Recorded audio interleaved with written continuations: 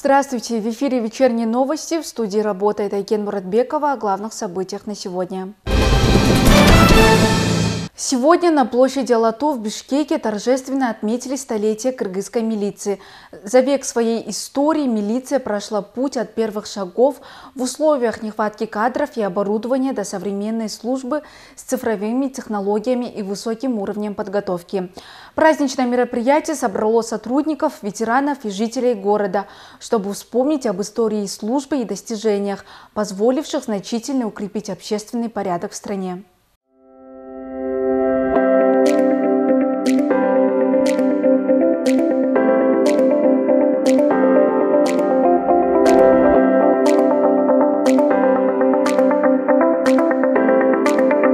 История кыргызской милиции началась 1 ноября 1924 года, когда в Каракыргызской автономной области был создан административный отдел для защиты общественного порядка. Первый шаг на этом пути оказался непростым. Первые годы милиция сталкивалась с нехваткой кадров и оборудования, но ее служба развивалась. В 1925 году открылась первая школа милиции в Бишкеке. За 100 лет милиция прошла путь от учебных классов без электричества до Академии МВД, где готовят специалистов нового уровня. Кыргыз милициясынын 100 жылдыгына арналган салтанаттуу парадка өздүк курам даяр. Ички иштер министри Ниязбеков. Саламатсыңарбы жолдоштор?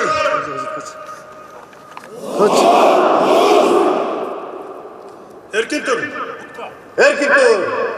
Эгемендик жылдарында башка бардык тармактарда эле милиция системасында дагы бир топ кыйын. Безопасность наших граждан, проживающих не только в столице, но и в каждом уголке страны, напрямую зависит от деятельности милиции, являющейся хранителем порядка. Милиционеры ежедневно рискуют своей жизнью для обеспечения безопасности. Они бесстрашно защищают нашу страну от различных угроз, даже находясь в условиях трудностей, с честью выполняя данное обещание и демонстрируя образцы истинного мужества. Несмотря на изменения в общественном устройстве, сотрудники правоохранительных органов, не уклоняясь от справедливости и точно исполняя свои обязанности, пользуются признанием широкой общественности и известны среди народа. Эгемендик жылдарында милиция тутумун жакшыртуу жаатында бир топ мыйзам актыларына түзөтүүлөр киргизилип,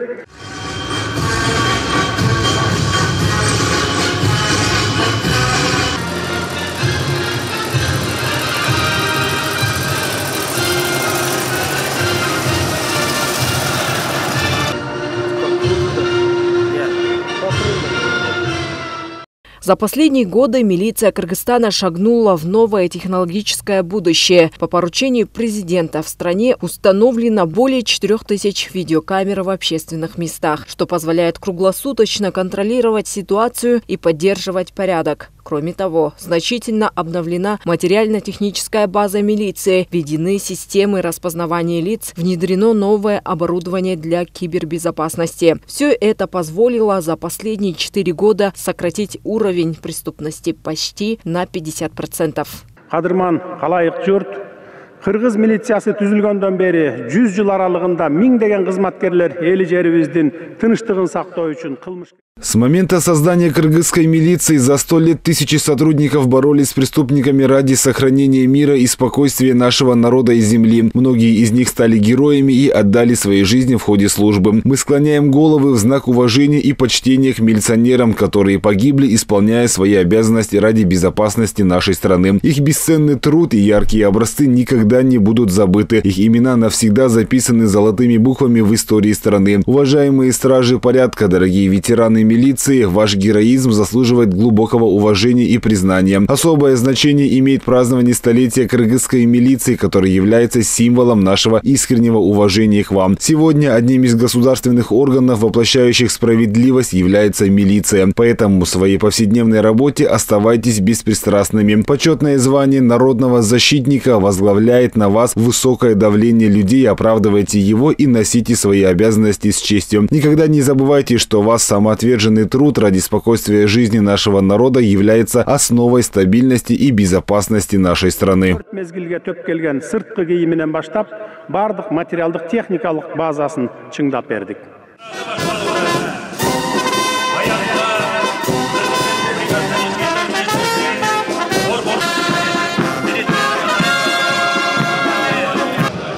Президент отметил, что служба милиции остается одной из опор стабильности и правопорядка в Кыргызстане. Тысячи сотрудников милиции отдали свои жизни за спокойствие граждан, и память о них остается в истории страны. Выступая перед личным составом и ветеранами, Садыр Джапаров подчеркнул значимость их подвига и выразил уверенность, что кыргызская милиция продолжит выполнять свою миссию на благо народа.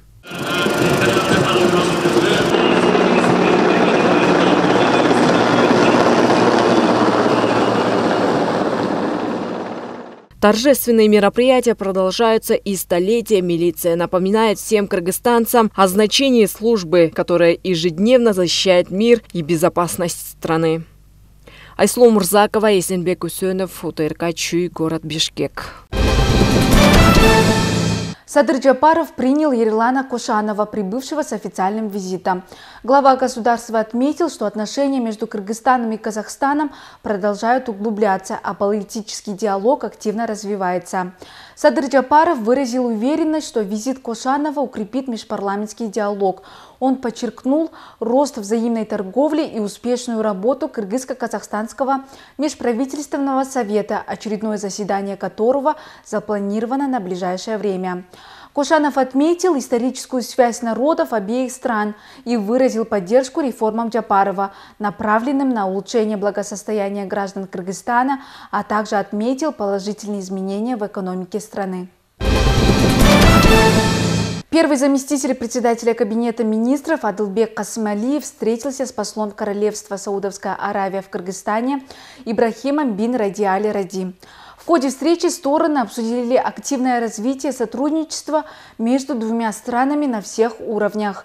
Касымалиев подчеркнул важность предстоящего заседания совместного Кыргызско-Саудовского комитета по сотрудничеству, которое состоится 15 ноября текущего года в Бишкеке. Он также выразил готовность Кыргызстана к плодотворному сотрудничеству и обсуждению всех важных вопросов в рамках заседания комитета. В завершении встречи стороны обсудили проведение в Бишкеке ряда иных мероприятий в сфере образования и культуры.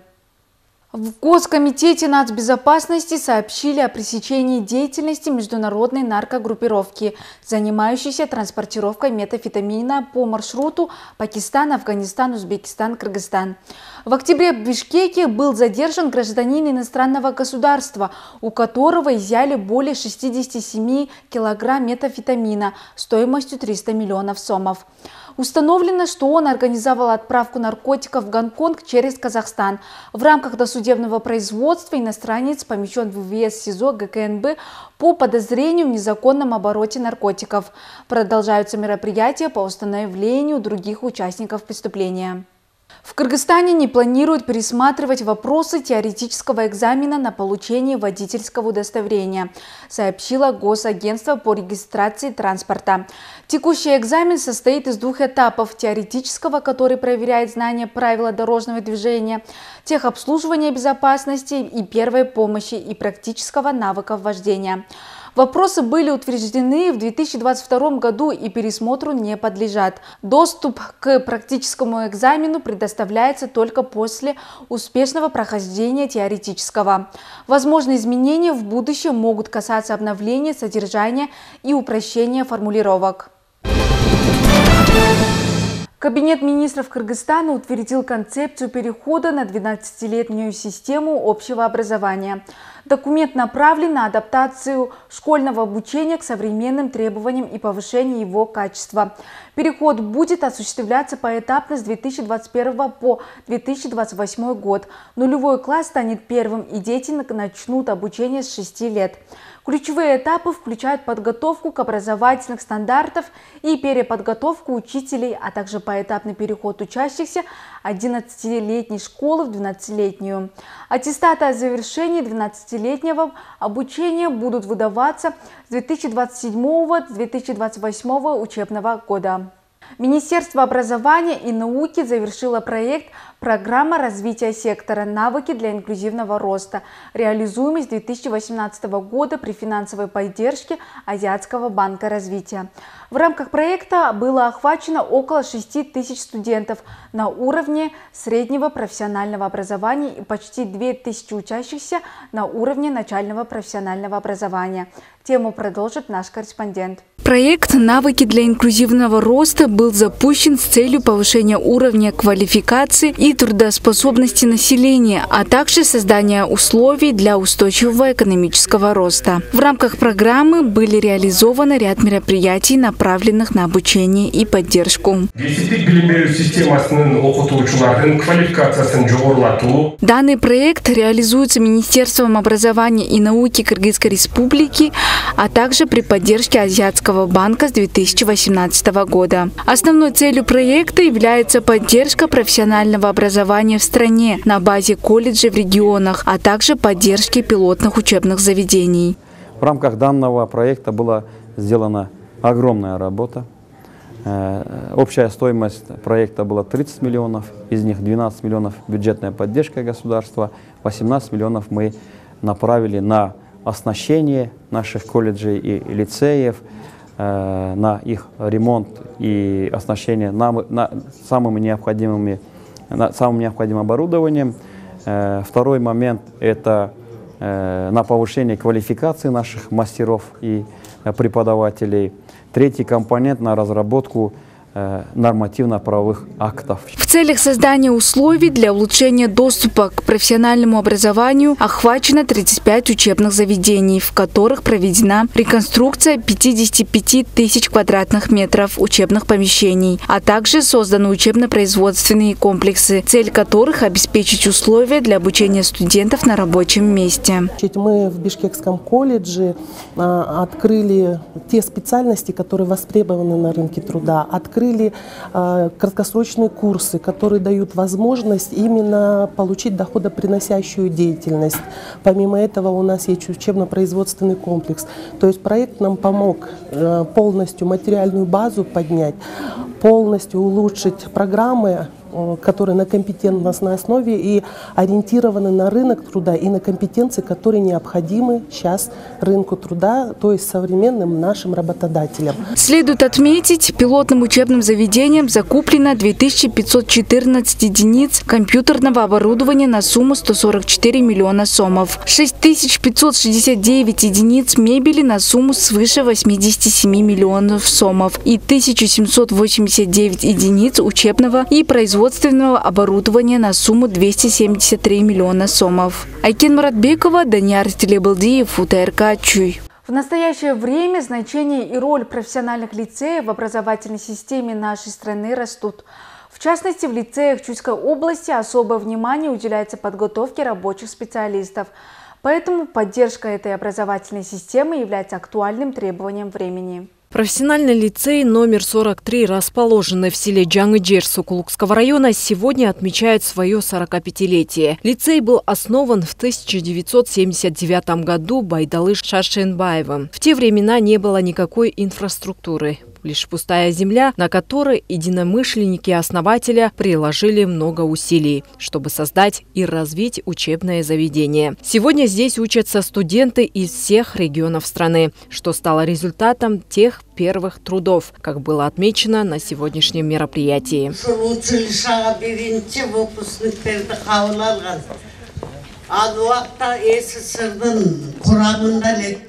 В профессиональном учебном заведении обучаются 250 студентов по 11 специальностям, которые необходимы для производственного и сервисного секторов страны. Для студентов из отдаленных регионов предусмотрено общежитие, где в настоящее время проживает 100 студентов. В лицее работают 36 сотрудников, из которых 25 квалифицированные преподаватели.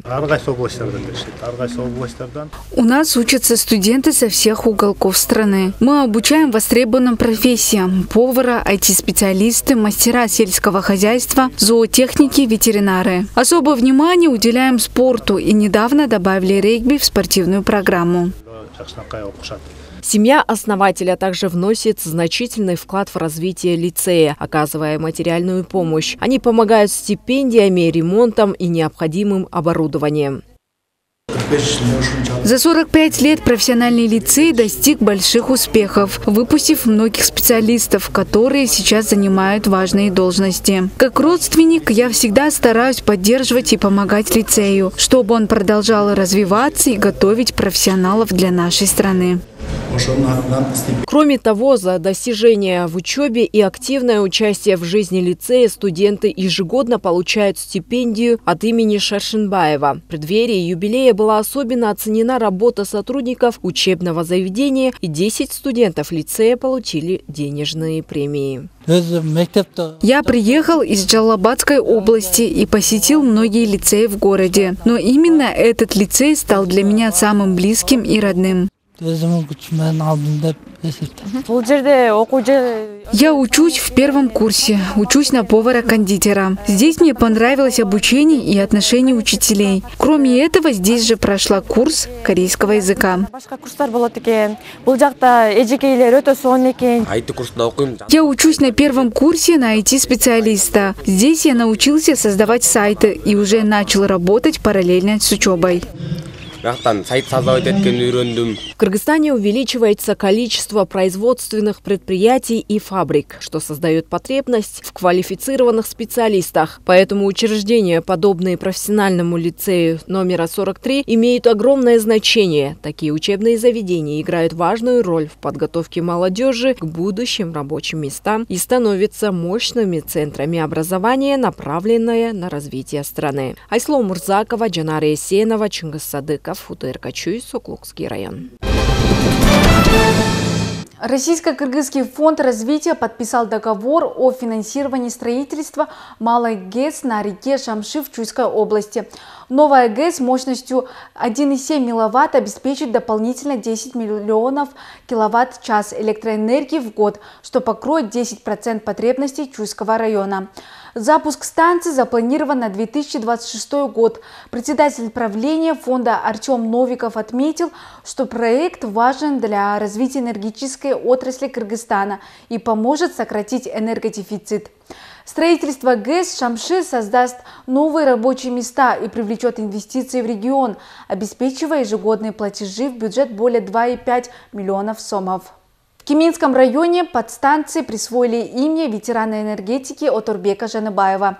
Его вклад в развитие энергетики страны отметили коллеги и близкие. Подробности в репортаже нашего корреспондента. В Кеминском районе Чуйской области состоялась церемония присвоения имени Отурбека Джаныбаева подстанции 3510 киловольт. Мероприятие собрало коллег и друзей ветерана энергетики, членов его семьи, а также руководства и сотрудников Чуйского предприятия электрических сетей. Все присутствующие вспоминали значительный вклад, который Джаныбаев внес в развитие энергетики Кыргызстана. Коллектив сам инициировал вот это присвоение подстанции 35 киловольт имя нашего легендарного энергетика Джаныбаева Отурбека. Он в системе энергетики больше 50 лет он проработал. Как я вот уже отмечал, с обычного электромонтера он дошел до должности коммерческого директора предприятия. Отурбек Джаныбаев посвятил более 50 лет своей жизни работе в энергетической отрасли, став примером для молодых специалистов и оставив после себя заметное профессиональное наследие. В ходе церемонии коллеги и близкие вспоминали его выдающиеся профессиональные качества, отмечая, что двое его детей пошли по стопам отца и также работают в энергосистеме, продолжая семейное дело. Мы поженились осенью 1967 года и прожили вместе 57 лет, воспитывая 3 детей, которые также стали энергетиками, как их отец. Мой муж был настоящим профессионалом, добрым отцом и чутким семьянином. Он рос сиротой, но всегда проявлял отзывчивость и готовность помочь. Работа энергетиков трудная, но мы гордимся, что вся наша семья служит обществу, обеспечивая свет и тепло в каждом доме. За свои достижения Отурбек Джаныбаев был неоднократно удостоен наград, включая медали за доблестный труд и за трудовое отличие, врученные ему Президиумом Верховного Совета СССР. Также он был награжден знаком отличника энергетики Кыргызской Республики и медалью ветеран труда за долголетний и честный труд. Все достижения, которые были достигнуты системой за предыдущие годы, достигнуты благодаря неустанному труду таких наших ветеранов. В настоящее время мы продолжаем эту работу, будем стараться сохранить и приумножить эту работу. Он является отличником энергетики Кыргызской Республики, имеет многие правительственные награды, отраслевые награды. Он воспитал большую плеяду своих учеников. Вот эта традиция называть именами наших ветеранов, давать подстанциям, хорошая традиция. Мы ее будем дальше продолжать, чтобы их имена оставались в памяти энергетиков, ну и народа. Отурбек Джаныбаев был не только выдающимся специалистом, но и наставником для молодых энергетиков, которые сейчас занимают ответственные должности в энергетической системе страны. Коллеги отмечают, что он всегда творчески подходил к решению задач и вдохновлял других своим трудолюбием и профессионализмом. Его имя стало символом преданности делу и высокого мастерства. Сымбат Алмазова, Самаган Таирбеков, УТРК Чуй. Сегодня в рамках круглого стола, организованного Центром исследования религиозной ситуации при Государственной комиссии по делам религии Кыргызской Республики и Нордик-центр по трансформации конфликтов, обсуждались вопросы профилактики, реабилитации и реинтеграции. Цель мероприятия заключалась в информационно-профилактической работе и обмене международным опытом. Участники обсудили лучшие практики, направленные на преодоление последствий радикализации и социальной изоляции, а также предложили стратегии для улучшения процессов реабилитации. Сегодня Центр исследования религиозной ситуации при Государственной комиссии по делам религии проводит данное мероприятие, круглый стол. Основная цель этого мероприятия – это обмен опытом, взаимодействие, исследованиями, информациями между нашей стороной и в том числе международными организациями. Точнее, вот есть Центр трансформации конфликтов, это скандинавский центр. Они работают в Марокко и в Швеции, то есть. Вот. Основная цель – это обмен опытом, информацией, исследованиями в этом направлении. Вот. Я думаю, что очень продуктивное мероприятие у нас пройдет. 31 октября в Кыргызской национальной филармонии имени Токтогула Сатылганова состоялось празднование 85-летия Кыргызского национального музыкального училища имени Муратталы Куренкеева. На мероприятии присутствовали зампредседателя Кабинета министров Эдиль Байсалов, заместитель мэра столицы Виктория Мазгачева, деятели культуры и общественность. Замминистра культуры Гульбара Абдыкалыкова подчеркнула, что училище воспитало 1000 специалистов, внесших вклад в кыргызскую культуру. В ходе торжества сотрудникам училища вручили ведомственные награды за их труд. На этом у меня все. Эти и другие новости вы можете посмотреть в наших социальных сетях Facebook, Instagram, УТРК Чуй. А я прощаюсь с вами. До новых встреч.